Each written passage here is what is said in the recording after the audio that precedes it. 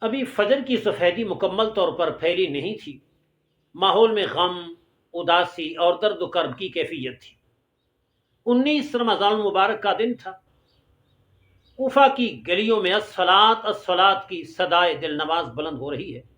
لوگوں کو نماز اور فرض کی ادائیگی کے لیے بیدار کیا جا رہا ہے۔ یہ آواز کوئی عام آواز نہ تھی، بلکہ امیر المومنین شاہ خیبر شکن، باب شہر علم جناب علی المرتضیٰ رضی اللہ عنہ کی آواز مبارکہ تھی۔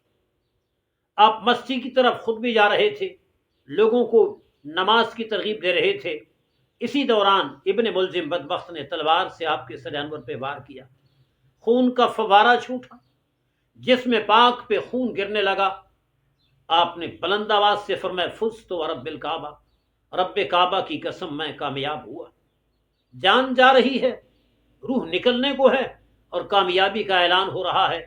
کیوں نہ اعلان کیا جائے کہ شہادت ہے مطلوب و مقصود مومن، نہ مال غنیمت نہ کشور کشائی، جان بھی اللہ کے نام پہ قربان ہو رہی ہے اور زندگی بھی اللہ کے نام پہ وقف کر دی۔ اس سے بڑی کامیابی کیا ہو سکتی ہے؟ 19 رمضان مبارک 40 ہجری کو یہ واقعہ ہوا۔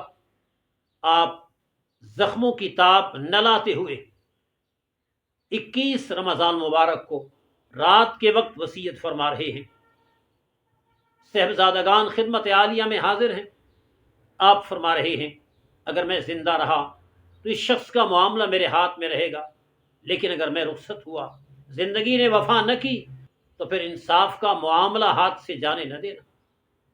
اس کو ایک ہی ضرب سے قصاص میں قتل کرنا، یہ ہے شرعی احکام کی پاسداری، قانون اور آئین کا لحاظ، کہ جاتے جاتے بھی قانون کی پاسداری اور شریعت کے لحاظ کا درس دیا۔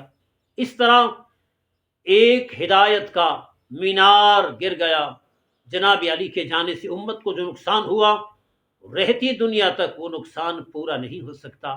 اللہ پاک ان کے درجات کو بلند سے بلند تر فرمائے اور ہمیں ان کے نقش قدم پہ چلنے کی توفیق سے مالا مال فرمائے۔